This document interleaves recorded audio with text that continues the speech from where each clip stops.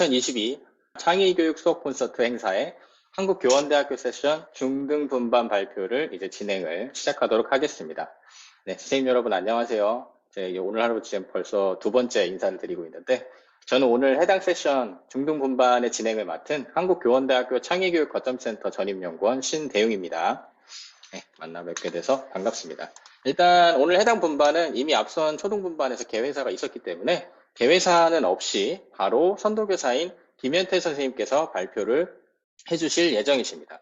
이후에 이제 핵심 교원인 박혜정, 이보라, 박선민, 전혜론 선생님께서 각각 발표 진행해 주시겠습니다. 네, 그럼 먼저 저희 창의교육 거점센터 선도교사인 김현태 선생님의 수업 사례 발표가 있겠습니다.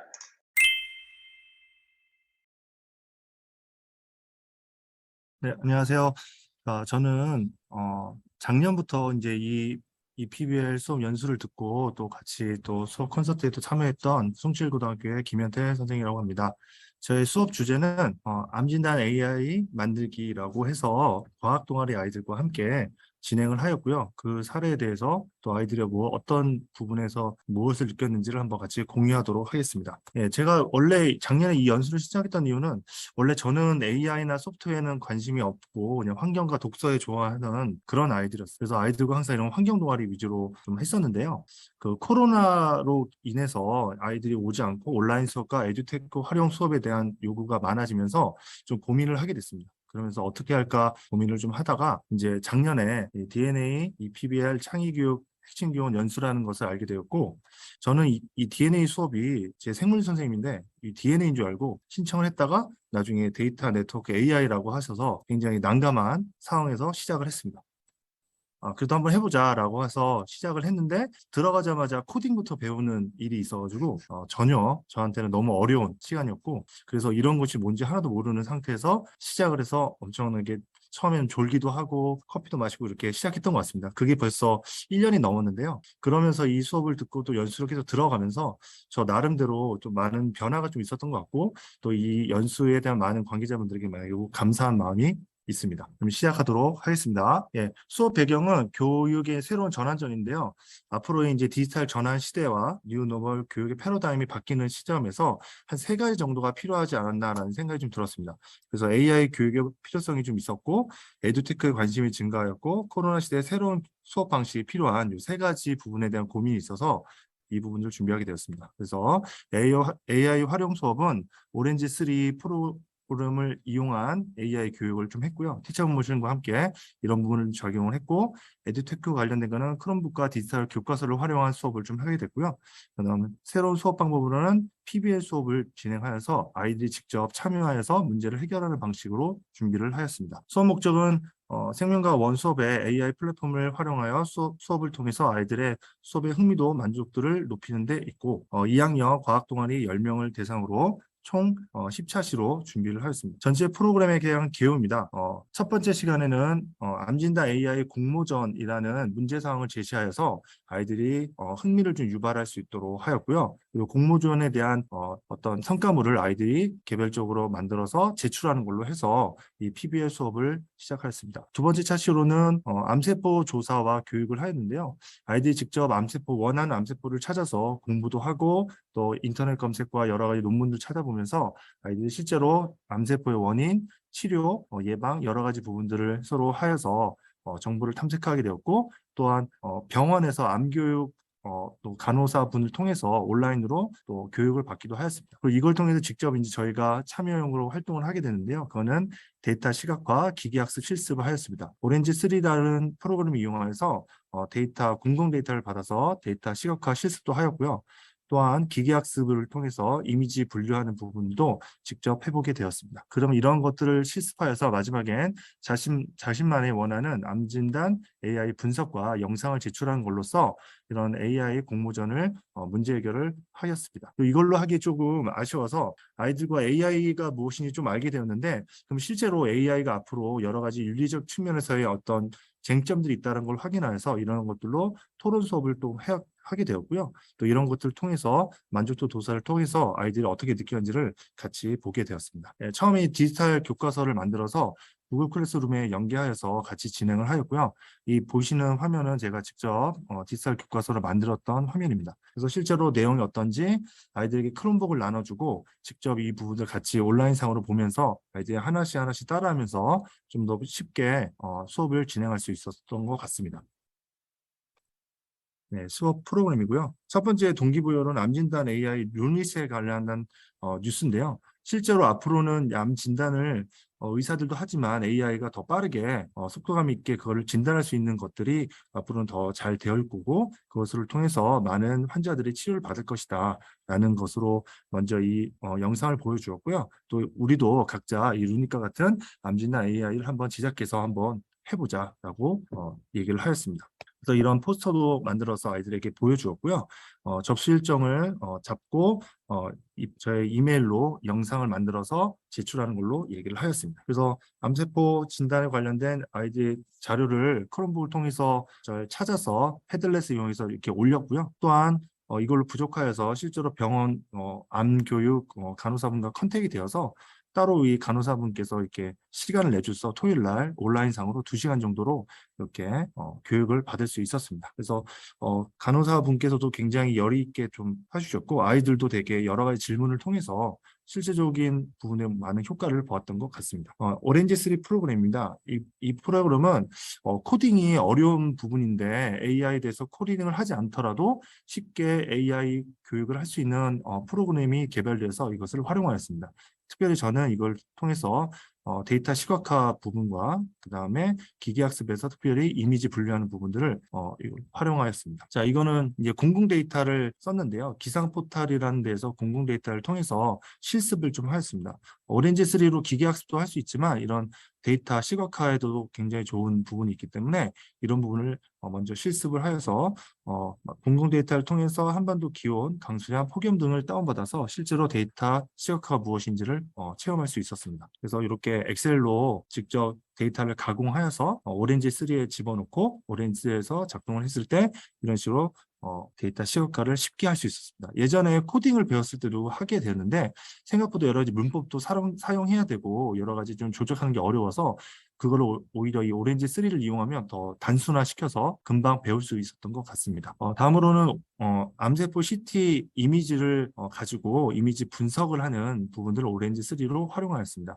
기존에는 갖고 있던 걸 연습하기 위해서 폐암 CT 이미지 데이터셋을 가지고 있었는데 그걸 이용해서 아이들에게 여러 가지 그 알고리즘 모델을 통해서 어느 정도 이미지를 분류하고 예측하는지를 먼저 실습을 하였습니다. 그래서 이렇게 보이신 것처럼 SVM, 랜덤 포레스트, 그다음에 인공신경막 이런 것들을 모델링을 통해서 기존에 갖고 있는 그 이미지, 폐암 이미지를 얼마나 잘 맞추는지, 얼마나 잘 분석하는지를 먼저 확인할 수 있었습니다. 그래서 실제로 이렇게 해보면 F1이라고 하는 성능 평가인데요. 이걸 통해서 숫자가 높을수록 더 잘 맞추는 그 성능이 좋다라고 평가할 수 있습니다. 그래서 보이신 것처럼 제일 위에 있는 0.876이라고 하는 부분을 보이실 텐데 이 부분을 통해서 볼 때는 이 모델이 즉 인공신경망이 가장 잘 분석을 하고 예측을 할 수 있구나라는 것들을 확인할 수 있습니다. 이거는 지도학습이라서 이 데이터를 통해서 먼저 검증을 하였습니다. 또 이걸 통해서 실제로 검증, 즉 학습할 수 있는 데이터를 집어넣어 돌렸고요. 이걸 또 검증 데이터를 따로 집어넣었을 때 이 데이터는 어떤 암세포인지를 이미지를 통해서 학습된 걸로 확인을 할 수 있었습니다. 그래서 1번부터 여기 있는 이미지들을 파일을 보고 SVM으로 검증할 때, 랜덤 포레스트로 검증할 때, 인공신경망으로 검증했을 때 1번을 예를 든다면 1번 이미지는 약 99%는 대세포암이다. 또 두 번째 랜덤 포레스트는 38%는 선암이다. 그 다음에 인공신경망은 100% 대세포암이다. 이렇게 예측이 가능한 이런 모델로 AI 교육을 활용하여서 예측을 할 수 있었습니다. 이런 식으로 아이들에게도 이런 부분들에 대해서 이미지로 AI가 어떤 암인지를 학습하고 그 학습한 거 가지고 검증 데이터를 돌렸을 때 얼마나 예측을 할 수 있는지를 분석하는 걸로 아이들과 함께 공유해서 학습을 하였습니다. 두 번째로는 이 오렌지3로 이미지 검증하고 기계학습을 돌렸을 때 재미는 있지만 약간 실질적으로 다가오는 부분이 좀 적었습니다. 이거를 표로 보고 자꾸 수학적으로 접근하다 보니까 뭔가 만져지거나 눈으로 보여지는 것이 없어서 이 부분들은 티처블 머신을 통해서 좀 더 생동감 있게 AI 학습이 어떤 건지를 좀 알 수 있는 부분이 있었는데요. 그래서 티처블 머신을 처음 접하다 보니까 먼저 이거 쉽게 접할 수 있도록 하기 위해서 먼저 연예인 닮은 꼴이라고 하는 부분들로 먼저 흥미있게 접근을 했습니다. 그래서 티처블 머신이라는 것들을 들어가 보면 이미지 프로젝트, 오디오 프로젝트, 포즈 프로젝트 요 세 가지로 가지고 AI 학습을 할 수 있는데 저희는 이미지 프로젝트를 집어넣어서 어떤 연예인과 닮은지 내 카메라를 통해서 내 이미지를 비춰봤을 때 기존에 학습된 데이터를 통해서 나는 어떤 연예인과 가장 분류했을 때 어떤 분류가 되는지를 확인하는 그런 실습을 가볍게 하였습니다. 그래서 이미지 크롤링 기술을 통해서 한 번에 다량으로 자동으로 이미지를 다운받는 기술을 하였는데요. 이 부분은 특별히 두 가지로 할 수 있을 것 같습니다. 구글 확장 프로그램이 하는 패쿤이라는 프로그램을 다운을 받으면 이거는 구글 이미지 검색을 통해서 단번에 여러 이미지들을 한 번에 다운받을 수 있는 기술이 있습니다. 이 프로그램을 써서 할 수도 있고요. 아니면 이렇게 파이썬을 이용해서 코딩을 짜서 여기서 집어넣어도 똑같은 개념으로 다량의 이미지를 다운받을 수 있습니다. 저는 그래서 연예인 세 명의 남자 연예인들을 다운받아서 이렇게 학습을 하였습니다. 그래서 주지훈, 유해진, 정우성 세 명을 가지고 학습을 시켰고요. 학습 신고를 제 카메라에 이렇게 비춰봤더니 주지훈으로 떠서 굉장히 기분이 좋았습니다.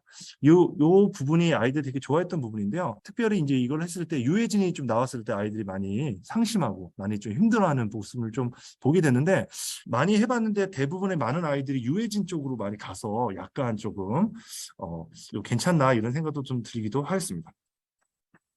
이제 이런 부분들 다 트레이닝을 한 다음에 실제로 이제 공모전에서 저희가 할 내용들을 다시 한번 집중해서 하였습니다. 이 공모전에서는 티처블 머신과 오렌지스 이 두 가지를 다 이용해서 나만의 암진단 AI 제작하기라고 하게 되었는데요.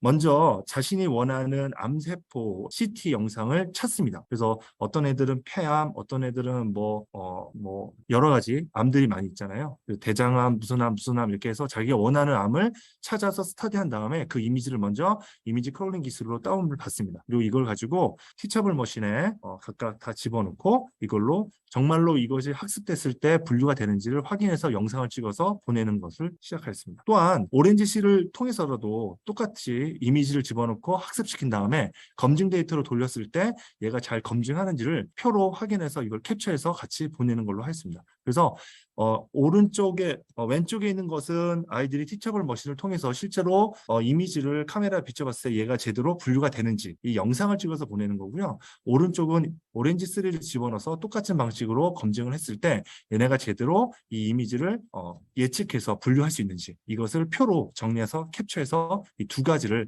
해서 저에게 공모전에 보내면 그것이 완성되는 수업이었습니다. 그래서 저에게 이 두 가지 암진단 AI 영상과 성능평가, 예측, 결과표 이 두 가지를 통해서 저에게 보내주는 걸로 공모전을 마무리하겠습니다. 근데 이것만 했을 때 조금 좀 더 확장시켜서 한번 해보자라고 해서 AI 윤리 토론 주제를 했는데요. 아이들이 오렌지 3를 해보니까 그리고 티처블 머신을 해보니까 AI라는 것이 정말로 객관적이고 완전 무결한 것이 아니라 어떤 데이터를 집어넣고 학습하는지에 따라서 그 예측가는 값이 조금씩 오차가 생길 수 있구나라는 것들을 아이들이 인식하기 시작했습니다. 그래서 이것을 확장했을 때 미래 사회에서 인공지능을 통해서 모든 걸 다 할 수 있을 거라고 생각하는 우리 안에 어떤 선입견들이 있었는데 그렇지 않을 수도 있구나. 어떤 데이터를 집어넣는지에 따라서 잘못 학습될 수도 있고 아니면 프로그래머들이 원하는 방향으로 AI가 말해줄 수도 있구나라는 것들을 오히려 인지하는 시간이 됐습니다. 그래서 그 부분에 대해서 이런 토론 질문을 얘기하고 같이 토론을 하게 됐습니다. 토론 질문은 크게 보면 두 가지인데 첫 번째 질문은 자율주행차가 사고를 당했을 때 그 책임이 차주에게 있나 아니면 자율주행 회사에게 있는가 이 부분에 대한 논쟁이 지금 테슬라나 여러 가지를 통해서도 일어나고 있는데 이런 부분에 대한 토론 질문을 하게 되었고요. 두 번째로는 인터넷 포털 뉴스 추천이라는 걸 하는데 이제 포털에서 뉴스를 추천한 거 AI를 통해서 한다라고 했을 때 과연 그것이 얼마나 객관적인지 편향성은 없는지 라는 부분에 대해서 한번 얘기해 보자라는 부분들로 같이 얘기를 하게 되었습니다. 그래서 실제로 이렇게 윤리적 토론 문제를 했을 때 아이들이 여러 가지 부분에 대해서 이렇게 얘기를 한 부분이 있고요. 아이들이 생각보다 인공지능을 직접 실습하다 보니까 기존에 갖고 있는 것보다 좀 다르게 생각하는 부분이 있어서 오히려 좋았던 부분인 것 같습니다. 네, 그래서 이거를 다 하고 그냥 이걸로 끝내기 좀 그래서 저희 학교에서는 이 과학 동아리 발표회를 따로 준비하고 있습니다. 즉 축제처럼 학교 축제처럼 저희 과학동아리 따로 발표가 있는데 10월 말에 저희는 이 내용을 가지고 티처널머신, 오렌지스 이런 내용을 가지고 실질적으로 아이들이 1학년 아이들, 특히 1학년, 2학년 아이들을 초청해서 직접 이걸 가르치는 걸로 저희 배웠던 것들을 다시 한번 써먹고 발표하는 걸로 준비하고 있습니다. 그래서 한 다음 주 정도에 아마 할 것 같은데요. 이번 지금 애들이 열심히 또 스스로 준비하고 있습니다. 아이들이 실제로 이 수업을 들었을 때 어느 정도 만족도가 있는지를 구글 설문지를 통해서 조사를 해봤습니다. 표본 집단은 좀 적긴 하지만 아이들이 실제로 한 명씩 한 명씩 다 했기 때문에 유의미한 부분이 좀 있었다고 하는데요. 수업 만족도 인공지능 윤리 토론 수업, 그다음에 수업 소재, 오렌지3, 그다음 암교육 온라인 강의, PBL 수업 등 이런 부분에 보면 대부분은 만족스러운 부분이 있었다라는 게 있었고요. 조금 아쉬웠던 부분은 오렌지3 프로그램에 대한 활용에 대해서는 좀 낯설다 보니까 좀 어려워하는 부분이 있었습니다. 그래서 이 부분들은 조금 오랜 시간을 가지고 조금 더 많은 것들을 해봐야 되지 않을까라는 생각이 좀 들었습니다. 예, 개방형 평가에서는 이런 부분들이 좀 있었는데요. 아이들이 이걸 하면서 오히려 자신감도 얻게 되고 컴퓨터에 대해서 잘 모르는 아이들도 오히려 이 시간을 통해서 AI가 어떤 것인지 좀 알게 되는 시간도 있었다. 그리고 앞으로 이걸 의료로 엮었을 때 오히려 더 미래 사회가 기대가 된다 등등 여러 가지 부분에 대한 긍정적인 측면이 있었던 것 같습니다. 네, 그래서 결론은 이 수업을 통해서 수업 만족도가 높아졌고요. 그다음에 인공지능 활용 수업, PBL 수업 등을 통해서 아이들이 만족해 보는 부분을 확인할 수가 있었습니다. 자, 그러면 이 부분들을 영상으로 간단하게 좀 보고 마무리하도록 하겠습니다.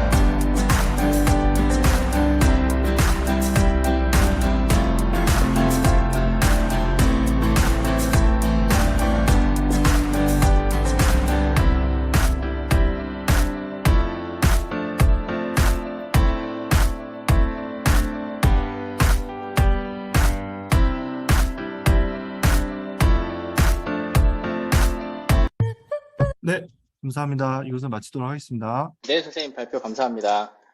문제 상황을 약간 공모전 형식으로 제공하고 또 병원 간호사분께 협력을 구하셔가지고 학생들에게 실제 암세포 데이터를 제공하기도 하시고 때로는 이제 유머 요소도 이렇게 좀 넣으시고 여러모로 이게 많은 노력을 통해서 수업을 진행하신 것 같습니다. 또 이제 오렌지3를 저희가 사실 이번 연도에 새로 시작했거든요. 그래서 이러한 새로운 프로그램 또 배우고 수업에 바로 이렇게 추가 적용하시는 모습도 그렇고 정말 여러모로 인상 깊은 사례 발표였다고 생각이 됩니다. 선생님 발표 정말 감사드리고요. 그럼 다음으로 핵심 교원 발표를 진행을 다시 하도록 하겠습니다. 먼저 박혜정 선생님의 수업 사례 발표가 있겠습니다. 선생님 부탁드리겠습니다.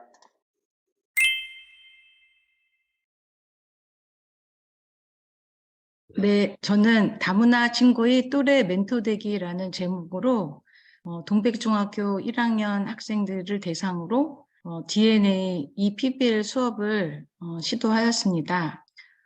저는 주로 엔트리를 활용을 했었고요. 그리고 텍스트 이미지 분류, 그 다음에 이미지 데이터 분류 이렇게 두 가지를 시도를 했습니다. 제가 맡은 과목이 정보 과목인데 학생들이 일주일에 한 번밖에 만날 수가 없고 또 학급당 인원수도 많고 또 저는 이제 학생들에게 인공지능 맛보기, 그 다음에 그 인공지능이 나아갈 방향 그런 부분들을 학생들이 접할 수 있는 그런 기회를 가지게 하고 싶은데 시간은 적고 또 학생들은 와글와글 할 수준이거든요. 그래서 그렇지만 시도를 해보기로 마음을 먹고 해봤습니다. 그리고 내용 목차는 1번부터 7번까지 이렇게 있는데 하나씩 소개를 해보도록 하겠습니다. 저의 시나리오는 장단기 체류 외국인이 198만이고 2022년에는 205만 명에 이르러서 소폭 증가했지만 등록 외국인이 110만 명에 이른다. 그런데 이 중에서 경기도에 36만 명이 있다라고 하는 것은 굉장히 큰 비중을 차지를 하고 있거든요.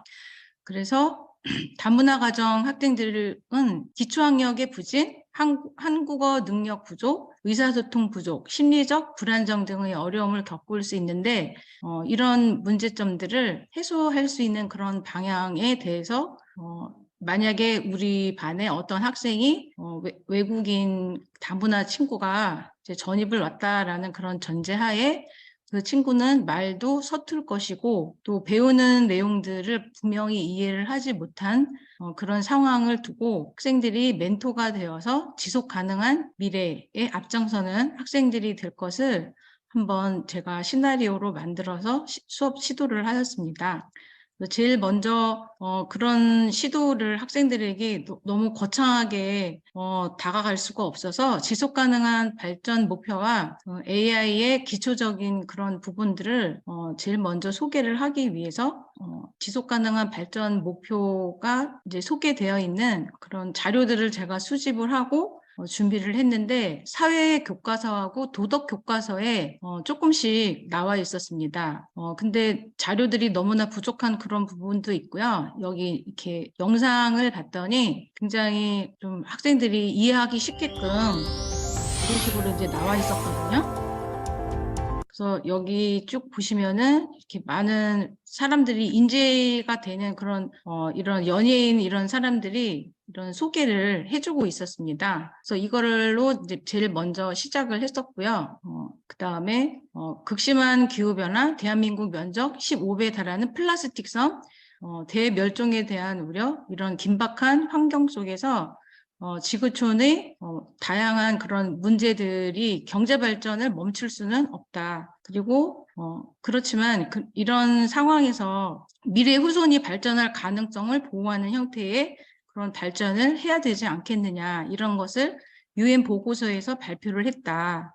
그래서 제가 지속 가능한 발전이라는 그런 용어와 그런 목표를 학생들에게 제대로 소개하기 위해서 나름대로 제가 정리를 하고 좀 진하게 색깔로 이렇게 표시를 해서 학생들에게 안내를 좀 해보았습니다. 그리고 AI4 오션이라고 하는 이 사이트에 들어가시면 이런 식으로 해서 이렇게 들어가면 이렇게 여기 마름모로 되어 있는 것은 이런 영상이고요. 이 동그라미로 되어 있는 것들은 실제로 애들이 그냥 클릭해서 넘어가면 지도학습, 인공지능 지도학습을 경험을 할 수가 있거든요. 근데 여기 나와 있는 이 내용들이 전부 다 그 해양 생물에 영향을 미치는데 그 굉장히 자세한 그런 기록이라든지 팩트를 기준으로 학생들에게 이 해양 생물을 보호하기 위한 그런 방향으로 그런 스토리도 많이 엮어가고 있고 또 여기 있는 이 사람들이 이제 설명과 함께 최근 그런 기술들을 많이 안내를 하고 있어요. 그래서 학생들에게 그 인공지능 오리엔테이션으로 학생들에게 좀 다가갈 수 있고 또 지속 가능한 발전하고도 같이 연결을 시킬 수 있어서 제가 많은 고민 끝에 이렇게 자료를 한번 작성을 해보았습니다. AI와 기계학습이 사회 전반에 하는 역할이 점점 커지고 있다. 우리의 미래를 가꾸고 있다. 그래서 어느 정도 직접 경험을 해가면 어떤 원리인지 배우는 게 중요하다. 그래서 원리를 우리가 공부를 하는 것은 필요하다. 그리고 AI와 기계학습이 모든 것을 바꾼다면 어떻게 그것이 또 쓰이는지 이것을 아는 것이 중요하다. 그래서 이런 부분들은 영상으로 굉장히 많이 그쪽에 경험을 할 수 있고 아주 짧은 영상으로 계속 안내가 되고 있더라고요. 그리고 편견, 그 AI에 대한 그 편견과 관련된 그런 부분들도 그쪽에서 그 윤리와 관련되는 그런 부분들인데 그것도 그쪽에서 짧게나마 잘 이해를 할 수 있게 편향성에 대한 소개도 잘 해주고 있더라고요. 그래서 학생들이 요거 다 끝나고 난 다음에 이렇게 인증서를 받게 해주고 그다음에 지속 가능한 발전과 관련된 인공지능 아이디어로 어떤 것이 있을까 그런 부분들을 학생들에게 이렇게 좀 쓸 수 있는 친구들은 써보라고 이렇게 했더니 학생들이 정말 생각보다 글을 정말 잘 썼어요. 제가 보기에는 예상치도 못하게 학생들이 좋은 내용들을 생각보다 좀 진지하게 다 잘 썼더라고요. 그리고 이제 사실 이 작업을 하면서 시간에 많이 쪼들렸습니다. 그리고 두 번째는 이제 고운말 듣고 잘하는 화분이라고 하는 그런 제목으로 했는데 긍정 언어, 부정 언어의 요것을 텍스트 분류를 해서 긍정 언어를 사용하면 열매를 맺고 그렇지 않으면은 이제 눈물을 흘리는 그런 스토리로 다문화 친구에게 친절한 멘토가 되어보자 그런 시도로 그때쯤에 저희 학교에서 언어문화 개선 주간이었거든요. 그래서 학교 사진을 찍어주고 또 그때쯤에 학교에 그 경기도 학생인권 조례의 이 차별금지와 관련된 그런 영상을 이렇게 제가 보게 됐습니다. 저도 같이. 그래서 전이 본 친구가 있다. 얼굴이 까맣죠? 그래서 여러분들도 다른데 전출을 갈 수가 있고 또 외국으로 나가서 일을 할 수도 있고 여러분들의 자손도 귀여운 아들이나 딸도 여러분들이 외국에 나갈 수 있는데 고운말을 쓰고 친절하게 해줘야 되지 않겠느냐. 그런 이야기를 해주고 또 그 우리나라 전체적인 그 등록 외국인 현황 그리고 또 학령 인구 중에서 지금 초중 고등학교 학생들이 16,000명 정도 학교를 다니고 있다. 그리고 또 여기 학교를 다니고 있지 않은 학생들이 곧 이제 학교를 다니게 될 것이다. 그래서 현재 다문화 가정의 학생들의 이제 인구 분포를 얘기를 해주고 또 이제 텍스트 분류를 했습니다. 이런 식으로 이렇게 쭉 썼는데 아이들이 수준이 굉장히 천차만별이라고 하는 것에 제가 직면을 하게 됐어요. 이것을 타이핑을 하는데 학생들이 정말 많은 시간이 필요로 한 것 같고 그래서 또 복사 붙여넣기를 또 부지런히 제가 준비를 해가지고 또 이렇게 작업을 했거든요. 그런데 컨트롤 C, 컨트롤 V도 정말 힘들어하는 그런 학생들도 좀 있었습니다. 그래서 그 학생들의 수준 차가 굉장히 이제 직면한 문제였습니다. 그래서 이제 제가 그때 그 이쪽에서 여기 창의문화 여기 거점 센터에서 그 한번 연수를 한번 해주신 거에서 그 블럭을 학생들이 처음부터 다 만드는 게 아니고 이제 좀 조립을 이미 다 꺼내놓은 거에서 학생들이 그리고 맞추기만 하는 그래서 그 손이 조금 덜 가게 하는 그런 방식을 제가 택하게 됐습니다.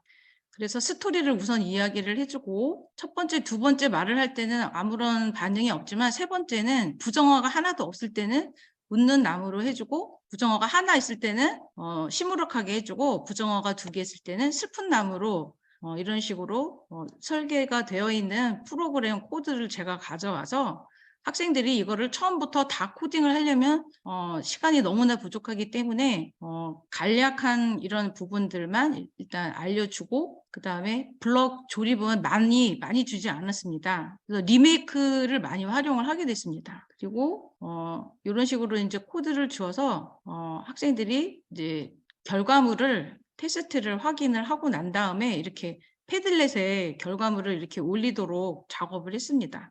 그래서 여기서는 제가 이제 실행 장면을 못했고요. 맨 처음에 그 모델 만들었는지 안 만들었는지 이렇게 남겨놓지 않으면 학생들이 안 하기 때문에 이렇게 쭉 했고요. 느낀 점, 그 다음에 언어 생활은 뭐뭐뭐이다. 왜냐하면 뭐뭐이기 때문이다. 이런 식으로 이제 글짓기를 한번 해봐라 했더니 이제 그 빠듯한 그 일정 속에서도 학생들이 굉장히 좋은 이런 글짓기 응답을 준 학생들이 있었습니다. 그래서 전반적으로 학생들이 고운말 이런 것이 우리한테 정말 필요하고 중요하다라는 그런 교육도 함께 되었었던 것 같습니다. 그리고 저희가 스크래치를 계속 쓰다가 이제 엔트리로 넘어와가지고 학생들한테 제가 코딩을 좀 위주로 많이 해야 되는데 많이 하지 못한 것 때문에 그 퀴즈를 조금 쉬운 퀴즈를 좀 내가지고 엔트리에 적응할 수 있도록 그렇게 작업을 했습니다.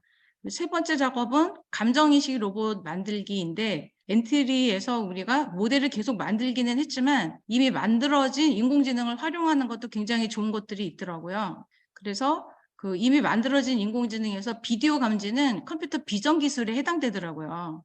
그래서 이 부분을 제가 안내를 했어요. 그리고 지도학습, 비지도학습, 강화학습 이것이 머신러닝에서 세 가지 이런 분류가 있다라고 하는 것을 여기 들어가 보시면은 소프트웨어야 놀자 이 영상이 한 2분 정도 되는데 굉장히 내용이 요약적으로 잘 나와 있더라고요. 그래서 이런 부분들을 학생들에게 또 안내를 했고요. 이 내용이 그 내용이 되겠습니다. 그리고 이제 여기 얼굴 인식을 우리는 체험을 한 거예요. 그래서 여기 비디오 감지하고 읽어주기 이 두 개를 이제 선택을 해가지고 작업을 했는데 학생들이 이제 자신들이 쓴 그 공감 언어를 본인들이 쓴 거를 가지고 직접 활용을 하려고 했는데 이건 이제 학습지 일부를 제가 가지고 온 거거든요. 이제 시간 관계상 이거를 적용하지는 못하고 이제 제가 그냥 거기에 있는 코드를 거의 리메이크 하다시피 그냥 활용을 했습니다. 전부 다 시간이 모자라서 일어난 일이고요. 또 이렇게 카메라 인식이라든지 이런 하드웨어를 접속을 할 때 굉장히 문제가 많이 발생을 하더라고요. 그래서 이렇게 이제 정리를 해서 했는데 학생들은 너무나 재미있어 했습니다. 그리고 이 프로그램 코드를 이제 대략적으로 제가 학생들한테 안내를 하기 위해서 제일 먼저는 이제 0으로 초기화를 해주고 여기서는 분석을 하고 그 다음에는 공감 멘트를 날려주는 것들을 계속해서 이제 반복을 해주는 것입니다. 10번 동안에 행복이나 슬픔이나 분노 중에 어떤 감정이 가장 많은지 그것을 체크를 해서 이제 분석 결과를 넘겨주면은 그쪽에서 이렇게 공감 멘트를 넣어주는 거거든요. 그런데 학생들이 정말 신기해하고 재미있어 했습니다. 특히 이제 카메라 같은 것들을 활용을 했기 때문에 그리고 어떻게 요술처럼 내 기분을 어떻게 알고 멘트까지 날려주니까 이러고 학생들이 재미있게 수업을 했던 것으로 보입니다. 그리고 네 번째는 북극곰이 위험해요라고 하는 그런 제목으로 제가 이제 계속 하다 보니까 시간이 너무나 쪼들려가지고 네, 학생들한테 제가 이렇게 이런 거를 만들었습니다. 그 디딤 영상을 만들어서 학생들에게 제공을 했고요. 시간을 줄이기 위해서. 그리고 이제 요거는 플라스틱의 그런 어려운 플라스틱에 대한 그 문제점을 링크로 걸어서 학생들이 읽게끔 하고요. 그리고 학생들한테 그 부분에서 이제 와 닿는 부분들을 패들렛에 올려라. 그렇게 얘기를 해주고 또 이렇게 이미지를 다운로드 받아서 작업을 했었는데 이 압축 푸는 방법도 학생들이 잘 모르더라고요. 굉장히 좀 그런 많은 벽에 부딪혔습니다. 그리고 이제 우리 식탁에 이것들이 이렇게 오르게 된다. 그런 여러 가지들을 학생들이 이제 와 닿을 수 있도록 준비를 해서 활동을 했었고요. 이미지를 이렇게 넣어주고 그 다음에 학습을 하고 그 결과를 테스트를 하고 난 다음에 마지막에 가서는 점점 이 빙하의 크기가 작아지면서 이렇게 우는 소리까지 내게끔 그때 그 연수를 했을 때 그때 했던 그 부분들을 제가 활용을 했습니다. 그리고 기억에 남는 문장 이런 부분들을 학생들한테 남기라고 했는데 굉장히 열심히 학생들이 참여를 해주었습니다. 그리고 인공지능 의사 챗봇 만들기는 이것도 역시 지집 영상을 제가 만들어서 학생들한테 활용을 했었고요. 그리고 이거는 다른 제가 논문에서 이렇게 힌트를 얻어가지고 이렇게 요거는 이제 정답 데이터고 요거는 이제 학습 데이터이거든요. 그래서 그거에 대한 처방을 활용을 해가지고 이렇게 학생들한테 감기가 걸린 것 같아요. 그러면은 그거에 대한 처방이 나오는 그런 방식을 활용을 했습니다. 그것도 학생들이 정말 재미있어 했고요. 그다음에 실시간 음성인식 번역기 이런 부분들도 같이 활동을 했습니다. 그리고 맨 마지막에는 AI 런이라고 하는 데서 그 프로그램을 지원을 받아가지고 이제 저희가 구입을 한 것이고요. 그리고 학생들이 자신들이 국어 시간에 발표했던 내 인생의 책 한 권이라고 하는 그 컨텐츠를 활용을 해서 책을 소개해주는 그런 챗봇을 만들었는데 이 부분은 13개 반 중에 1개 반만 실제로 만들어 봤습니다. 그래서 학생들이 만든 것을 제가 이렇게 가지고 왔고요. 요거를 누르면 학생들이 어떻게 만들었는지 이런 식으로 이제 저자라고만 해도 이렇게 결과물이 나오거든요. 그래서 실제 챗봇에서도 실제로 챗봇처럼 활용할 수 있는 이런 책 속에 이런 컨텐츠를 학생들이 만들 수 있는 그런 기회를 제공했습니다. 그리고 제가 이제 이거를 합산을 잘 못해서 그 설문조사 했던 거를 봤더니 이 앞쪽에 이렇게 이쪽이 부정 그 결과물인데 조금씩 아주 조금씩 학생들이 더 좋아진 그런 부분들을 확인을 할 수 있었습니다. 발표를 이상으로 마치겠습니다. 네, 선생님 발표 감사합니다. 정말 고생 많으셨죠? 이게 저출산이나 뭐 다문화 가정 관련된 문제 굉장히 어려운 문제거든요. 그런데 이제 사실은 인구 정점도 지났고 저희가 다문화 사회가 자꾸 다가오고 있는데 이런 배경 잘 고려하셔가지고 이제 AI를 활용해서 문제 풀어나갈 수 있게 잘 수업 구성하시고 진행해 주시지 않으셨나 그런 생각이 들었습니다. 특히 이제 인증서 발급 그 기능을 사용하셔가지고 몰입도를 높인 것도 굉장히 좀 인상 깊었습니다. 정말 고생 많으셨을 텐데 잘 진행해 주셔서 정말 감사드립니다. 그럼 저희 시간 관계상 바로 다음 순서로 넘어가도록 하겠습니다.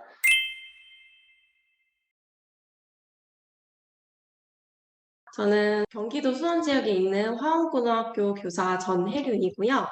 저는 지금 연수를 듣고 우리 학교 독서문화 정착하기 프로젝트 수업을 진행을 해서 그 내용을 한번 발표를 하겠습니다. 일단은 화면 보시면 수업 계획은 일단 저는 3학년 담임을 하고 있기 때문에 3학년 학생들을 대상으로 10월 중에 교과 시간에 이제 프로젝트를 진행을 하려고 했습니다. 근거 교육 과정으로는 일단은 제가 교과 자체가 독서라는 교과였기 때문에 1단원에 독서의 목적과 가치에 대한 이해라는 소단원이 잡혀 있고요. 그리고 정보를 활용하는 독서 이런 것들이 나서 1단원과 6단원을 조합을 해서 이제 수업 목표를 우리 학교 학생들 독서 실태를 분석하고 문제점을 찾고 그리고 바람직한 독서 문화 형성하기 위해서 해결 방안을 제시할 수 있다라는 식으로 수업 목표를 설정을 했습니다. 근데 이렇게 설정을 했으나 사실은 3학년 학생들이 10월 중에 교과 시간에 이렇게 프로젝트를 진행하기는 사실은 현실적으로 매우 어렵더라고요. 그래서 변경해서 1, 2학년 책사랑반 동아리 학생들을 대상으로 역시 10월 중에 동아리 시간에 이거를 제가 책사랑반 동아리 선생님께 부탁을 드려서 수업을 진행을 하게 되었습니다. 그래서 데이터 리터러시, 그 다음에 앱 제작, 그 다음에 AI 뉴스 제작 경험을 통해서 다양한 매체를 통해서 이제 자료를 분석도 해보고 재생산도 해보는 그런 목표를 가지고 이제 수업을 진행을 했고요. 총 7차시까지는 사실은 안 갖고 한 6.5차시 정도 봤습니다. 그래서 1차시 같은 경우에는 일단은 독서는 도대체 왜 해야 될까에 대해서 조금 친구들하고 이야기하는 시간을 가져봤고요. 그래서 이건 유튜브 영상이나 아니면 짧은 스필 이런 것들이 있어서 독서의 목적에 대해서 조금 상기시키는 시간을 한번 같이 가졌고요. 그랬을 때 그러면 우리 학교 학생들은 독서를 과연 잘하고 있을까?에 대해서 조금 문제의식을 주어서 이제 그 실태를 실제로 분석해보자 라는 시간을 통해서 뭐 데이터를 실제로 시각화를 해보고 그래서 분석까지 하는 거를 파워 BI라는 프로그램을 통해서 이제 진행을 했습니다. 그리고 4, 5차 시에서는 이제 그거를 분석한 걸 가지고 이제 앱을 구상을 했는데요. 독서 장려 앱에 필요한 기능을 일단 구상을 해보고 그런 것들을 이게 저희 학교 학생들은 아직 AI 교육이나 이런 소프트웨어 교육에 익숙하지 않은 편이라서 일단 구상을 하고 각 모든별로 꼭 필요하다고 생각하는 기능을 조합해서 하나의 앱을 한번 완성을 한번 해보자 라는 식으로 해서 파워 앱스를 일단은 계획을 하긴 했었습니다. 네. 그리고 마지막으로 이 동아리 10월 말에 동아리 발표회가 있었습니다. 그래서 이왕 한 거 우리가 뉴스까지 제작을 해서 동아리 발표회 때도 한번 이 독서 실태나 이런 것들을 조금 심각성을 알려보자 라고 해서 우리 학교 독서 실태 알리는 뉴스를 만들어 보고 그다음에 구상한 앱을 홍보 뉴스까지 만들어서 타이캐스트라는 AI 인공지능 성우 읽어주는 프로그램들을 통해서 이제 뉴스를 짤막하게 2분 정도로 만들었습니다. 총 7차시 정도로 진행이 되었었고요. 실제로 적용을 어떻게 했는지 빠르게 말씀을 드리겠습니다. 일단 1차시 같은 경우에는 그 소단원 1단원에 수필 그 책이 나를 흔들어 놓았어 라는 수필이 짤막하게 있습니다. 그래서 독서를 통해서 어떠한 영향을 받았는지 그런 것들을 알 수 있는 수필이었고요. 그리고 유튜브 이런 것들도 한번 보여줬습니다. 우리나라 국민들의 독서 실태, 세계 날에 우리나라 독서 실태는 뭐 이런 뉴스 시청을 봤는데 OECD 국가 중에서 현저하게 낮은 독서 실태를 보여주고 있다라는 그 문제점을 한번 이야기를 해보고 그러면 우리 학교 학생들의 독서 실태는 어떨까? 궁금하지 않니? 라는 식으로 해서 진행을 한번 해봤고요. 그래서 2, 3차시 같은 경우는 정말로 도서관 정보나루라는 곳에서 빅데이터를 다운을 받아서 수원시 권선구에 위치한 학교이기 때문에 수원시 권선구 청소년들의 도서 대출 현황과 그다음에 저희 학교 정말 화원고등학교 학생들의 도서관 대출 현황에 대한 자료를 다운받아서 제가 어느 정도는 간소화를 했습니다. 이게 간소화를 하지 않으면은 아이들이 너무 그걸 데이터를 다루기 어려울 것 같아서 제가 최대한 간소화를 해서 학생들한테 제시를 했고요. 그래서 파워 BI를 통해서 데이터를 시각화해보자 라고 해서 이거를 시각화를 한번 해봤는데 이런 식으로 그 십진불름표에 의해서 각 어떤 분야의 책을 많이 읽었는지 이런 식으로 한눈에 볼 수 있게 학생들이 생각보다 잘 조정을 하더라고요. 그래서 그 데이터들을 막대 그래프로 또는 원 그래프로 어떤 그래프로 표현하는 게 더 올바른지 그리고 더 어떻게 쉽게 전달할 수 있는지 국어과에서는 아무래도 시각 자료로 이런 것들을 통해서 효과적으로 발표하는 방법에 대해서도 배우거든요. 그래서 그런 것들에 대해서도 학생들이 알 수 있는 계기였다고 생각합니다. 게다가 이런 것들을 이제 이런 식으로 3학년 학생들 1, 2, 3학년을 또 비교를 해보니까 차이가 있긴 한데 이런 것들에 대해서 왜 3학년은 하필 이렇게 3, 4월에 과연 높을까? 라는 걸 또 원인도 분석을 해보고요. 사실 이거는 제가 한 학기 한 권 읽기 수행평가를 했기 때문에 이렇게 높게 나온 건데 그런 것들도 친구들하고 왜 그렇게 나올까? 1, 2학년들은 왜 이렇게 낮을 수밖에 없을까? 이런 것들도 한번 토론을 한번 해봤고요. 그리고 이제 권선구 학생들이 읽은 책들과 우리 학교 학생들이 읽은 책들을 비교를 해봤을 때 약간 결이 다르다는 것도 지금 알 수가 있었습니다. 잘 안 보이실 수 있는데 일단 권선구 학생들은 사회과학 분야에서는 돈에 관한 책을 많이 읽었더라고요. 그래서 부를 끌어당기는 뭐 원칙들 뭐 이런 책들을 많이 읽었는데 우리 학교 학생들은 상대적으로 직업과 관련한 진로 쪽 정보를 얻을 수 있는 책들을 많이 읽었다. 이런 결까지 조금 볼 수 있었습니다. 네. 그래서 이거를 바탕으로 패들렛에 학생들이 이제 데이터들을 어떻게 분석할 수 있는지에 대해서 제가 받아봤는데 뭐 이런 식으로 문학 제출 빈도가 가장 높았다. 뭐 이런 것들까지 시각화시켜보다 보니까 그 데이터 그냥 엑셀표로 주는 것보다 훨씬 더 학생들이 자세하게 분석이 가능하더라고요. 네. 그래서 이런 식으로 조금 조합해서 분석을 한번 해봤고요. 그래서 지금 나타낸 결론으로는 우리 학교 학생들은 비교적 생각보다 이거는 정말 수학이었습니다. 비교적 다양한 분야의 책을 읽고 있더라. 라는 거는 정말 바람직하다라고 생각을 했는데 전반적으로 대출 정도가 낮은 것으로 보아서 독서량 또한 높지 않겠다라는 것을 추측할 수 있었습니다.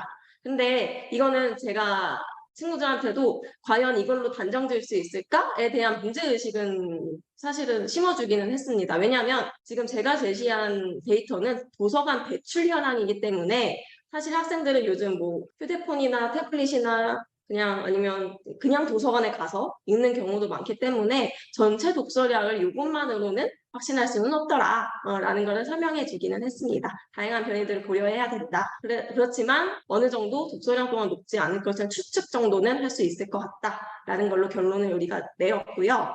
그래서 그러한 것들을 이제 높일 수 있는, 독서량을 높일 수 있는 해결 방안으로는 우리가 어떻게 앱을 개발할 수 있을까?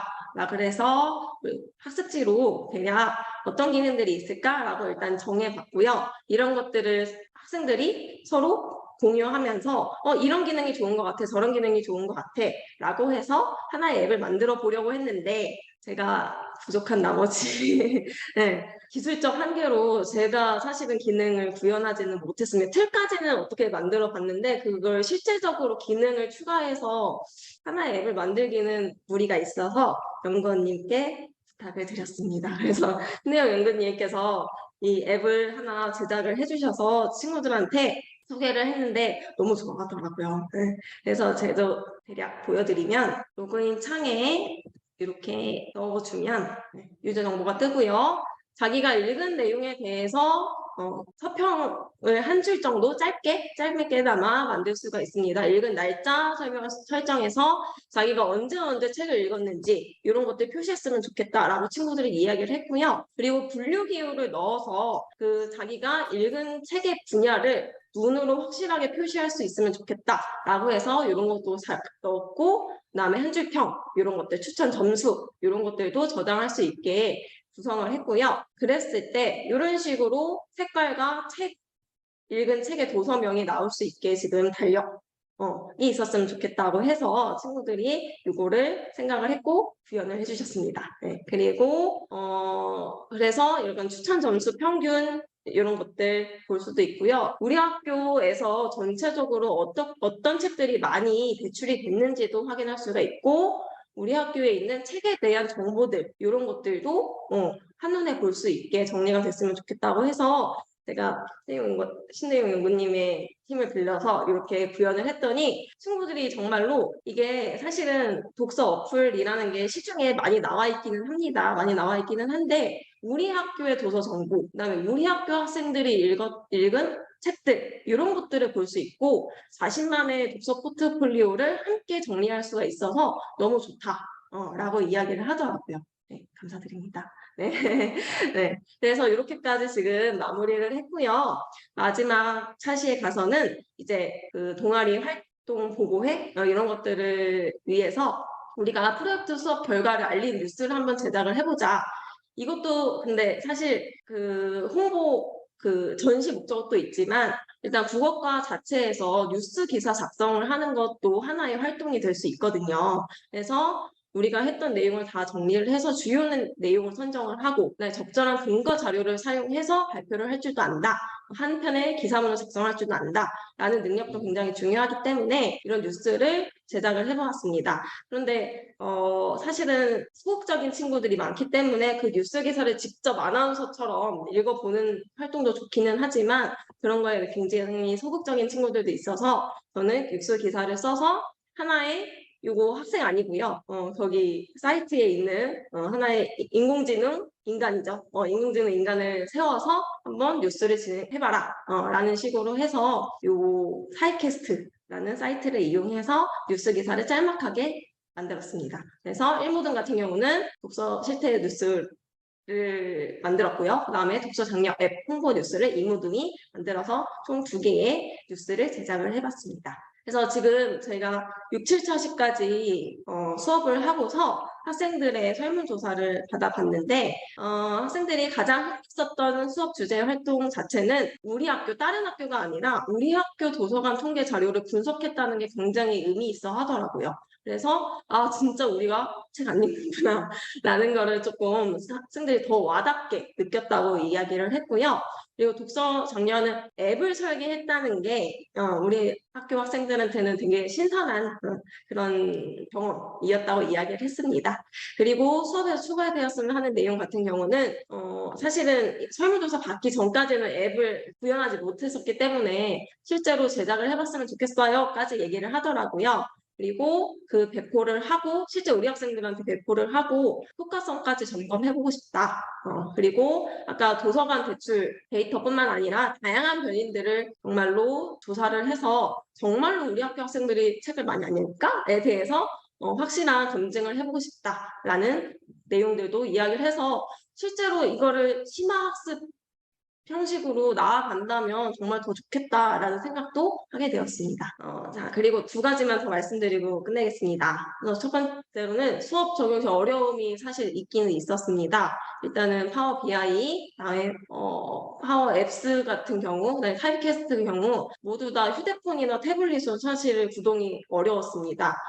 그랬는데 저희 학교 학생들은 일단 태블릿만 주어진 상태이기 때문에 노트북이 필요했던 상황이고요. 그래서 노트북 같은 경우는 제 노트북이나 아니면 사서 선생님 노트북이나 조금 빌려와서 사용했던 한계점이 있긴 있었습니다. 자, 그리고 학생들이 처음 접해보는 프로그램이었기 때문에 제가 어느 정도 틀을 제시하고 이런 상황에서 활동을 했던 거라서 약간 제가 맞춘 틀에 좀 학생들이 생각의 폭을 제가 제한하지 않았나 라는 생각이 있긴 했는데 처음이다 보니까 그랬던 거고 이제 점차 익숙해지면 이게 창의성 발휘에도 좋을 것 같습니다. 네, 지속적인 프로그램에 대한 교육 실습이 필요할 것 같고요.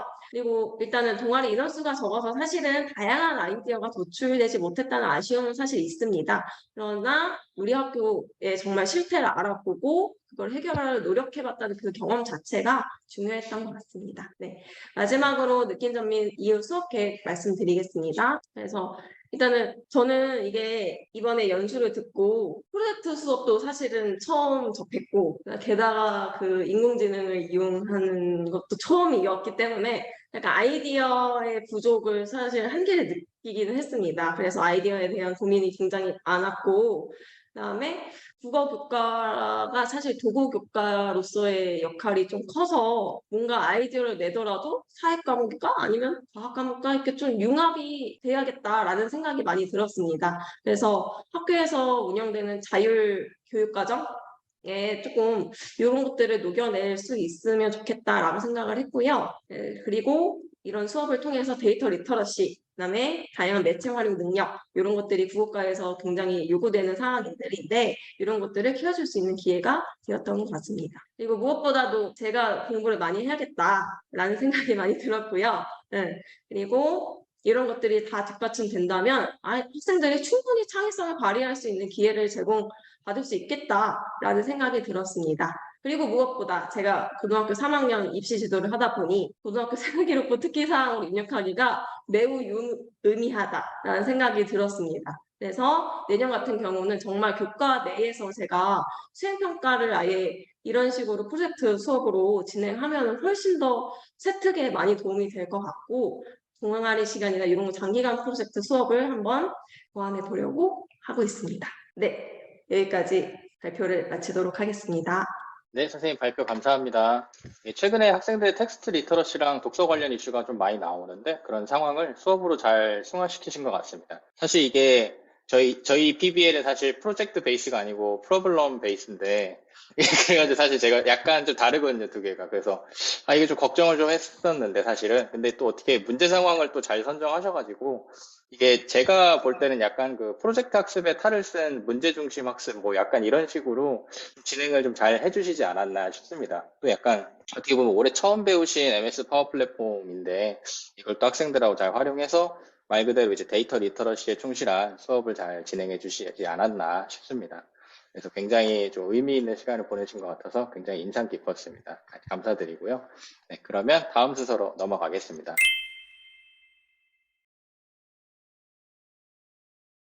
네, 안녕하세요. 저는 DNA 기반 EPBL 수업 사례 항생제 내성균 DNA로 예방하자라는 주제로 발표를 맡은 천안중앙고등학교 교사 이보라입니다. 저는 먼저 이제 간단하게 제가 했던 과정들을 말씀을 드릴 거고요. 주제 선정 과정, 수업 차시 구성, 그다음에 수업 진행, 그다음에 피드백과 느낀 점 순서로 발표를 하겠습니다. 먼저 제가 근무하고 있는 환경은요. 저는 충남 천안시 소재 인문계 남자고등학교에서 근무를 하고 있고 저희 학교는 한 학급당 35명, 총 13학급의 큰 규모의 학교이고요. 저는 그중에서 6학급의 과학탐구 실험, 1학년 과학탐구 실험을 담당하고 있습니다. 그다음에 저희 학교는 40명 정도 수용이 가능한 컴퓨터실이 2개가 있고요. 그다음에 1인 1대 학생용 태블릿 PC 사용이 가능한 그런 환경이 구축이 되어 있습니다. 먼저 제가 이제 수업 주제를 선정하게 된 과정은요. 제가 이제 과학탐구 실험을 담당하다 보니 이제 과학탐구 실험 내에서 사용할 수 있는 주제를 좀 탐구를 해 보았고요. 생활 속의 과학탐구라는 이 단원의 성취 기준을 보면은 정성적 및 정략적 데이터를 발견, 수집, 조사하는 과정을 거친 다음에 이 데이터가 의미를 갖도록 조직해서 이거에 대해서 의사소통하는 이런 성취 기준을 보고 좀 제가 하고자 하는 수업과 맞다고 생각을 했고요. 제가 생물과이다 보니까 우리 주변 천연 항생물질, 그래서 항생제를 좀 주제로 선정을 했습니다.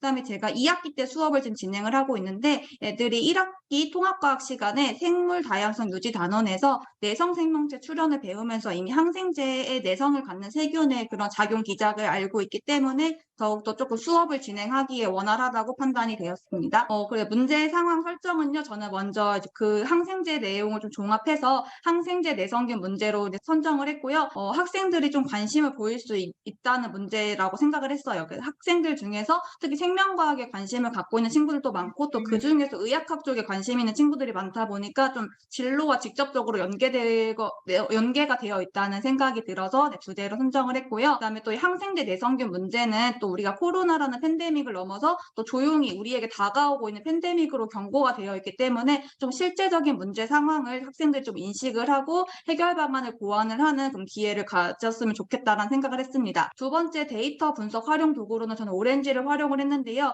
항생제 관련 그런 데이터의 좀 경향성을 분석을 하고 싶었고요. 제가 구글 콜앱으로 한번 이런 경향성을 분석을 해봤는데 제가 코딩에 대해서 워낙 잘 모르다 보니까 좀 어려움이 있었고 제가 대상으로 하는 학생들도 이런 데이터 활용, 데이터 분석 분야는 생소한 학생들이 대부분이었기 때문에 이번 연수에서 배웠던 코딩 없이 데이터 분석이 가능한 오렌지 프로그램을 선정을 했습니다. 그 다음에 문제 해결 과정에서도 착안한 아이디어가 요즘 학생들은 좀 유튜버에 많이 친숙하기 때문에 그런 유튜버의 상황을 좀 차용을 해서 문제 상황을 선정을 했습니다. 그래서 제가 설정한 문제 상황은 다음과 같아요. 100만 구독자를 갖고 있는 그런 과학 관련 채널의 유튜버인데 과학 전문가, 지식 전문가로서 이제 대중들에게 과학적 내용을 알리는 상황이에요. 그런데 이제 항생제 내성균의 심각성을 전문가들은 알고 있지만 일반 대중들은 잘 모르고 있기 때문에 이 내용을 어떻게 하면은 전달해 줄 수 있을까 이런 문제 상황을 제시를 하고 해결을 해야 되는 그런 상황을 제시를 했습니다. 저는 최대한 좀 간단하게 좀 끝내고 싶어서 4차 시로 구성을 했고요. 1차 시에는 이 수업에 대해서 설명을 하고 모든 구성과 역할 분담을 한 다음에 문제 상황을 좀 제시를 했고 이 1차 시 수업을 하기 전에 학생들에게 항생제 내성에 대한 조금 심각성을 애들이 알 수 있도록 기립 영상을 제공을 해서 사전에 미리 보고 오도록 했습니다. 그 다음에 2차 시에는 본격적으로 데이터 처리를 같이 해봤고요.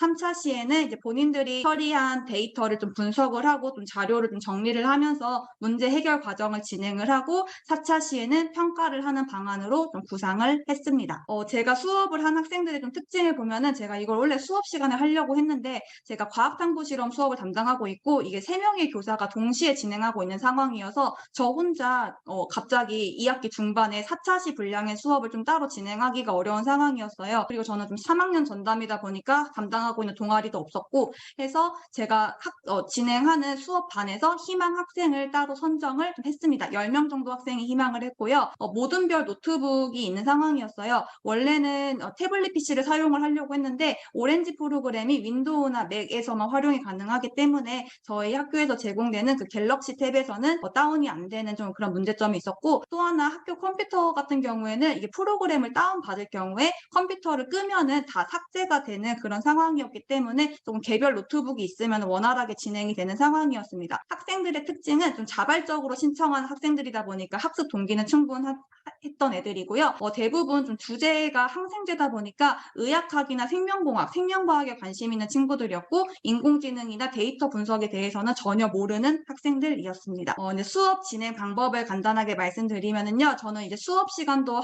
사용할 수 없고 동아리 시간도 따로 없었기 때문에 점심시간마다 틈틈이 모여서 수업을 진행을 했고요.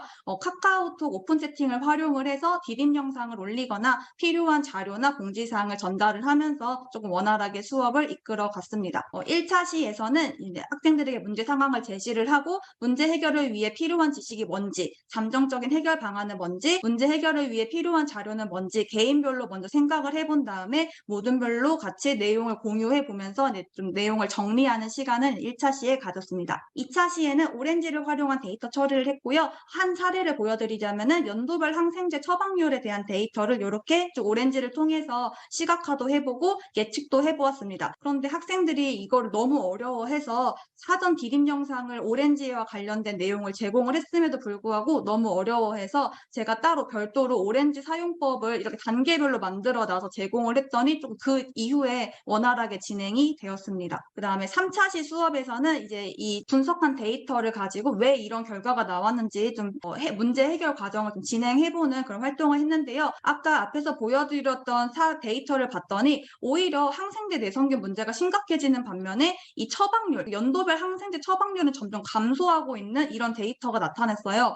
그래서 이 모든 아이들은 왜 이런 결과가 나올까 하고 이야기를 해보고 또 추가적으로 자료를 찾아본 결과 항생제의 과도한 처방에 대한 규제가 있고 또 데이터를 보니까 2019에서 2020년으로 갈 때 처방률이 급격하게 낮아지는 것을 보고 이것도 왜 그럴까 해서 또 추가적인 데이터를 찾아보았더니 이때가 딱 코로나가 터진 시기여서 코로나 초기에 강력한 그 마스크 규제로 인해서 감기와 같은 여러 가지 그런 병이 오히려 안 걸려서 항생제 처방률이 감소했다. 그래서 이런 데이터가 있어서 우리가 예측한 결과까지 뚝 떨어진 거지 사실은 마스크 규제가 또 완화된다면은 항생제 처방률은 변화될 수도 있다. 또 이런 예측을 또 도출해 냈습니다. 그 다음에 항생제 하면은 약이니까 뭔가 사람이 문제일 것 같은데 사실 생각보다 의료기관의 항생제 처방은 좀 많이 감소하는 추세고 이런 내성균의 증가는 인간이 먹는 의약품보다는 가축이나 양식 어류에 투여하는 항생제 때문에 조금 문제가 된다는 이런 결과를 아이들이 데이터를 분석을 통해서 결과를 도출을 해냈습니다.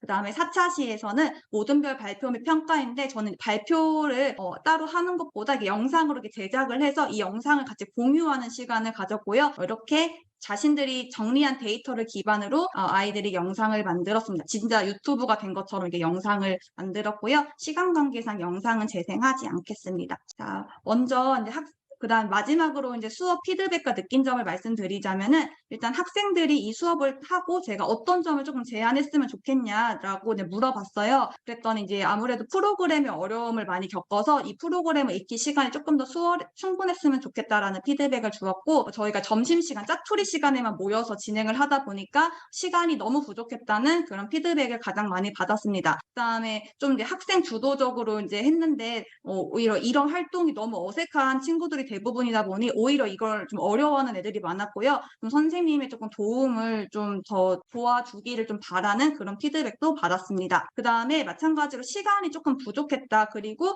가장 그 시간을 많이 잡아먹은 게 데이터를 찾는 시간이 가장 많이 소요가 됐는데 이런 방식보다는 모든별로 여러 가지 데이터를 찾아서 그 하나의 플랫폼에 싹 공유를 한 다음에 거기에서 좀 괜찮은 데이터를 선별하는 방식으로 진행을 하면은 시간이 조금 단축될 것 같다는 그런 제안점도 해줬습니다. 하지만 너무 고맙게도 이렇게 짧은 짜투리 시간을 활용해서 막 급하게 진행을 했는데 또 학생들이 또 좋은 점도 많이 써줬어요. 그래서 가장 좋았던 느낀 점 중 하나가 제가 딱 원했던 결과였거든요. 그러니까 그동안 딱 주어진 데이터를 가지고 외우거나 그냥 주어진 것만 가지고 1차원적으로 분석하는 활동을 했는데 이 수업을 통해서 자기가 직접 원하는 데이터를 찾고 이것을 좀 분석하고 이거를 또 해석하는 이런 활동이 좀 의미가 있었다라는 그런 좋은 피드백을 받았고요.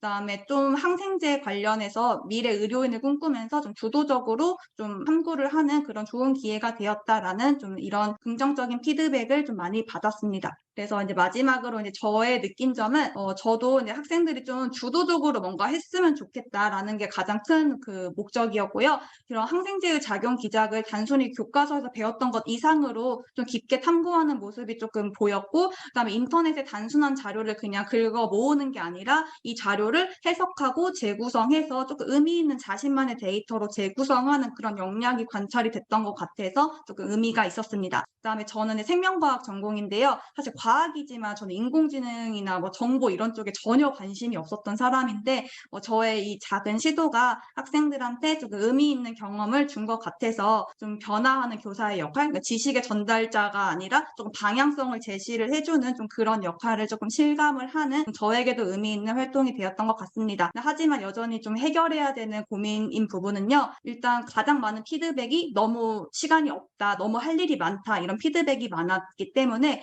이거를 제가 만약에 정말 평가가 적용되는 수업 시간에 적용을 한다면은 너무 안 그래도 바쁜 친구들한테 좀 부담이 되지 않을까, 이거는 좀 여전히 제가 고민되는 부분이고요. 제가 지금 진행한 이 수업은 하고 싶은 친구들만 모아서 진행이 된 거여서 학업적 동기가 충분한 애들끼리만 진행이 된 거였는데, 사실 교실에서는 그 동기가 다양한 친구들이 공존하는 상황에서 이게 평가까지 적용이 된다면은 굉장히 예민한 부분이거든요. 누구랑 모둠하기 싫다 이런 부분들도 많이 좀 언급이 되기 때문에 좀 수업에 적용을 했을 때는 조금 제가 고민을 해야 되는 부분들이 아직까지는 남아 있는 것 같지만 좀 충분히 고민하고 적용해볼 가치는 있는 수업이라는 좀 느낌을 많이 받았습니다.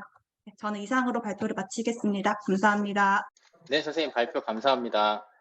발표 정말 고생 많으셨습니다. 감사합니다.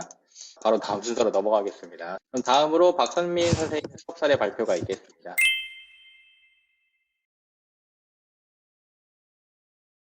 네, 안녕하세요. 저는 온양 한올고등학교에서 생명과학 교사로 근무하고 있는 박선민이라고 합니다. 네, 저는 그 DNA 기반 PBL 수업을 해보고 제가 이제 좋았던 점이나 그런 수업 나눔을 하고 싶어서 발표를 준비를 했고요. 한번 시작하도록 하겠습니다. 콘텐츠는 이렇게 4가지로 구성이 됩니다. 첫 번째로는 수업 계획, 그리고 수업을 적용해보고 그거의 결과, 그리고 수업 피드백과 느낀 점에 대해서 간략하게 설명을 하도록 하겠습니다. 네, 우선 수업 계획입니다. 1차 시는 학생들이 이 PBL 수업과 DNA에 대한 내용을 아직 인지하지 못하고 있기 때문에 그거에 대한 이제 요소들과 여러 인공지능 학습을 할 수 있는 그런 프로그램에 대해서 학습하는 시간을 가졌습니다. 그리고 총 수업은 6차 시로 구성이 됐고요. 그리고 이제 2차 시로는 AI라든지 여러 인공지능과 관련된 그런 기사들을 좀 시청을 했고, 저는 그 의학 동아리를 담당하고 있는 교사로서 학생들이 이제 의대를 가고 싶은 진로가 확고한 학생들이기 때문에 그 의료와 관련된 그런 인공지능에 관련된 영상을 시청해 보았습니다. 그래서 대표적으로 영상이 이렇게 2가지가 있었고요. 그래서 요거를 좀 시청을 한 다음에 학생들의 의견을 공유하고 나눴습니다. 그리고 3번째로는 병리현상 데이터 수집이라고 되어 있는데요. 저희가 이제 수업을 하기 위해서 여러 사진들이 이제 있는 캐글이라는 사이트에 들어가서 실제로 여러 사진들이 있는 것을 확인을 하고 학생들이 개인 USB를 준비를 해서 그 사진들을 조금 저장을 해놓고 여러 자료를 수집하는 데 썼습니다. 그리고 4번째로는 암 관련해서 과학적 학습 그리고 데이터 분석이라고 나와 있는데요. 학생들이 암에 관련된 이제 과학적 지식이 조금 1, 2학년이다 보니까 좀 미비했기 때문에 그 부분을 좀 보충하기 위해서 아이들과 암 관련된 수업을 좀 진행을 하고 그런 다음에 아이들과 그 패들렛으로 이용을 해서 자료를 좀 공유하는 시간을 가졌습니다. 그리고 5차 시로는 티처블 머신을 활용을 해서 데이터 분석을 해봤고요. 그런 다음에 6차 시로는 갤러리 워크 활동을 했는데요. 정확하게 이게 어떤 수업인지 제가 PPT로 조금 다시 설명을 해드리도록 하겠습니다.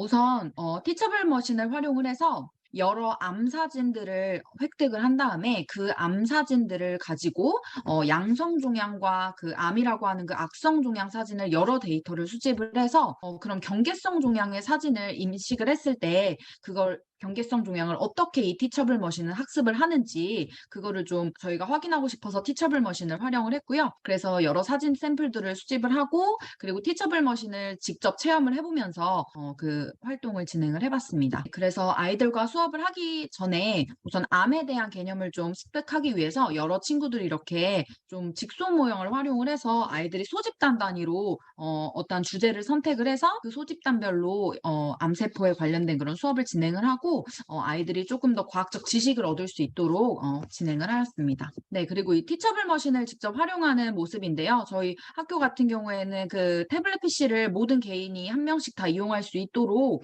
배치가 좀 잘 되어 있는 편이라 학생들과 이렇게 수업을 진행을 했는데요. 요거는 그때 이태희 선생님께서 진행을 해주셨던 가위바위보를 인식을 한 다음에 실제로 요걸 인식을 하는지 그거를 이제 실천해 본 실험 내용입니다. 네, 그리고 수업 적용 결과는 아이들과 이렇게 여러 종양이라든지 암 사진을 실제로 수집을 해서 어떤 임의의 사진을 집어넣었을 때 이것들을 구분을 하는지 지금 왼쪽 사진 같은 경우에는 뇌암에 관련된 사진들만 셀렉을 해서 학생들이 직접 적용을 해본 거고요. 그리고 두 번째 사진은 여러 암들을 이게 이제 뭐 대장암인지 뭐 흑색종인지 여기 나와 있는데 여러 가지 암 사진들을 구분하는 그런 모습이 나와 있습니다. 그래서 학생들이 그 여러 실험을 거친 결과 뇌에 있는 그런 종양과 그런 내용으로 조금 자료를 좁혀서 여러 프로그램을 좀 설계를 해봤습니다. 그거와 에 대한 내용을 캡처해서 담아두었습니다. 그리고 실제로 실험을 적용을 해보니까 좀 약간 그 정확도가 떨어지는 모습이 보여서 그래서 그런 것들을 좀 개선할 수 있는 방안을 사실 논의하는 게 이 수업에서 가장 좀 중요한 것 같아서요. 사실 아이들이 수준이 뭐 의대생도 아니고 의사가 아니기 때문에 정확한 데이터를 수집하는 것보다 우리가 개선해야 될 점이 뭔가 그런 것들을 좀 논의를 해봤습니다. 그래서 샘플끼리 명도가 심하게 차이 나는 경우에는 이제 대비 같은 것들을 좀 조정을 하였고요. 그리고 이제 종양의 크기들을 웬만하면 이렇게 변인 통제를 해서 종양의 크기들을 조금 일치하도록 사이즈를 맞추면서 좀 샘플링을 다시 한번 해서 오차의 범위를 줄였습니다. 그래서 이렇게 여러 정확도들이 나와 있는데요. 그래서 이제 뇌암을 기준으로 저희가 티처블 머신에 적용한 그런 내용이라고 볼 수 있겠습니다. 네, 그리고 수업을 활용을 했을 때 아이들이 가장 관심 있었고 흥미 있었던 그런 주제들을 나눠서 조별로 여러 가지 그 사절지에 이렇게 꾸며서 내용들을 정리한 다음에 갤러리 워크라는 활동을 진행을 했는데요.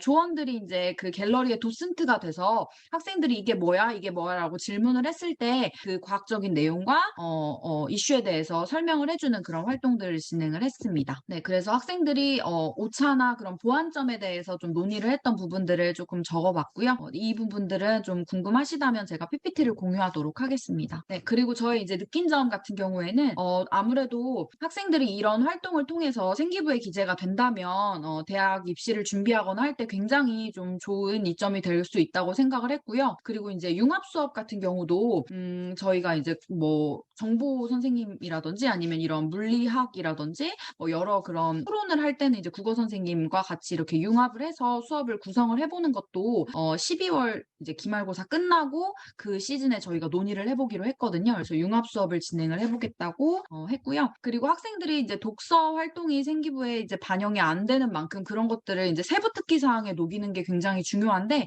그래서 이 활동을 하고 관심 있는 책을 좀 정해보라고 했습니다. 그래서 그렇게 관심 있는 책들을 정해서 아이들이 그거를 이제 읽어보는 걸로 후속 활동을 진행을 하려고 하고요. 그래서 제가 그 다음에 좀 해보고 싶은 수업에 대해서 진행을 해봤는데 아이들이 이제 EPBL이랑 SSI라고 하는 그런 소셜 사이언티픽 이슈를 좀 찾아봐서 실제로 그 문제에 대해서 좀 해결 방법을 찾고 논의하는 그런 수업을 좀 진행을 해보고 싶고요. 그런 다음에 이제 융합 수업과 아까 말씀드린 그런 찬반 토론 같은 것들을 진행을 해서 학생들의 이제 개인별 세부 특기 사항이나 아니면 학생들의 그런 수업 진행에 좀 도움이 될 수 있는 그런 수업을 좀 진행을 해보도록 하겠습니다. 네, 그리고 학생들이 실제로 읽고 싶은 책들을 이렇게 저한테 매뉴얼을 좀 보내줘서 그래서 이것도 이제 제가 다음 시간에 이 책에 대한 것들을 좀 공유하고 줄거리를 좀 나누는 그런 시간을 가져보기로 하였습니다. 네, 감사합니다. 이렇게 수업은 마치도록 하겠습니다. 네, 선생님 발표 감사합니다. 발표 잘 들었고요. 감사합니다. 데이터를 캐글에서 수집하셔가지고 티처블 머신으로 학습시켜서 AI 기사 만드는 활동을 진행해 주셨는데 되게 많은 노력을 해주신 것 같아요. 특히 이제 티처블 머신 쓰실 때 많은 부분 많은 선생님들이 간과하시는데 이게 최대한 샘플 간의 차이를 줄이는 게 중요하거든요. 근데 그런 부분을 굉장히 좀 잘 사용하신 거 보면 도구를 정말 잘 이해하고 적용하셨구나 하는 생각이 들었습니다. 항생제 내성균 문제가 사실 되게 중요한 이슈인데 저도 사실 머리가 조금만 아프고 그러면 바로 타이르를 먹고 이제 버티고 그러는데 이게 굉장히 좀 중요하다라는 생각을 좀 했었거든요. 근데 이게 복잡한 문제라 데이터가 있어도 도구 선정이 좀 중요할 거라 생각했는데 오렌지를 사용해서 최대한 쉽게 풀어나가려고 하신 것 같습니다. 그리고 텍스트 리터러시 약한 아이들을 배려해서 미디어 리터러시 요소를 활용한 것도 굉장히 인상 깊었습니다. 네, 발표 정말 감사히 잘 들었고요. 새롭고 실험적인 시도가 많이 이루어진 초등 분반에 비해서 전문적이고 좀 보다 이제 깊은 내용의 수업 설계와 현장 적용이 이루어지지 않았나 그런 발표들이었다라는 생각이 들었습니다. 중등분반 선생님 여러분 모두 정말 고생 많으셨습니다. 이만 이제 중등분반 발표를 마치고요. 폐회사를 잠깐 짧게 진행을 하도록 하겠습니다. 저희 센터장님이신 차이영 교수님께 잠깐 폐회사 부탁드리도록 하겠습니다. 교수님 부탁드리겠습니다. 네, 선생님들 시간이 많이 지금 초과가 되는 거 있어서 제가 길게 말씀드릴 건 없는 것 같아요. 초등생님들은 초등생님 나름대로 어떻게 보면은 이런 수업을 할 수 있는 기본적인 여건도 마련이 잘 돼 있고요. 그다음에 융합해서 뭔가를 수업할 수 있고 그 문제중심 학습에 맞는 좀 좋은 그런 문제들을 개발하기가 좋은 환경이 어떻게 보면 좀 있는데 우리 또 중등생님들은 또 중등생들 나름대로 굉장히 여러 가지 그 어려운 점들이 있습니다. 오늘 발표해서 그런 것들을 잘 분석적으로 나열해서 여러 선생님들하고 같이 공유할 수 있게 이렇게 발표를 해주셔서 너무 감사하고요. 그런 와중에 또 그 배운 거를 통해서 아이들한테까지 연결시켜서 뭔가 수업 개선을 위해서 창의적인 수업을 위해서 뭔가를 해보려고 하는 그 노력이 정말 눈물겹고 정말 감사하게도 느껴졌고 이런 선생님들과 수업하는 학생들은 굉장히 행복하고 그렇겠다는 생각을 많이 했습니다. 선생님들 너무 감사하고 이제 마지막에 김소라 선생님께서 지금 올려준 그 답에 대한 거를 그래도 해결을 해드려야 될 것 같아요. 제가 전공이 그래도 생물교육이기 때문에 안 익은 고기에 있는 세균을 먹어가지고 내성이 생기고 그거는 전혀 개념이 좀 먼 것 같고요. 항생제 내성이라든가 이런 건 항생제 남용으로 인해서 어떤 항생제 듣지 않는 세균들이 계속 살아남아가지고 번식을 하면서 점점 그런 개체들이 많아지면서 항생제는 듣지 않는 세균들 그룹으로 바뀌는 어떤 진화적인 과정에 대한 설명일 수 있거든요. 그래서 안 익은 고기에 포함된 세균하고 조금 관련되는 내용은 아닌 것 같아요. 김소리 선생님 지금 전공이 어떻게 되시는지 잘 모르겠는데 그래서 네, 교수님. 저는 네.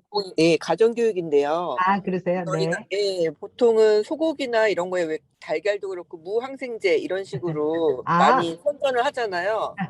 예. 네, 그런 것도 그렇고 또 왜냐하면 아까 이보란 선생님네 그 반 학생들이 학생제 처방이 훅 줄어들었는데 그러면은 이거는 그 처방 때문에 문제가 아니라 오히려 뭐 소고기나 아니면 어패류에 있는 그런 그 양식되면서 키워지는 그런 고기류의 항생제 때문에 우리가 이 내성이 더 생기는 건가? 이렇게 애들이 결론을 냈거든요. 거기에서의 항생제는 소가 먹은 네. 소가 약으로 먹은 항생제를 얘기하는 거거든요. 네, 그렇죠. 그래서 그 소를 항생제를 안 먹여서 키웠다라는 뜻이었던 것 같아요. 네, 그냥 그런 단순히 표시가 된 제품을 표시가 된 게 항생제를 우리는 그렇죠. 쓰지 않았다라는 그런 뜻이고요. 그러니까 네. 항생제를 잘못 쓰면 항생제에 내성이 생기는 세균들이 많아져서 새로운 항생제를 또 개발해야 된다라는 생각을 가지고 그건 개념하시고 공부하시면 될 것 같아요. 네네네. 알겠습니다. 네, 두 사건이 이렇게 연결되는 것 같지는 않고요. 네.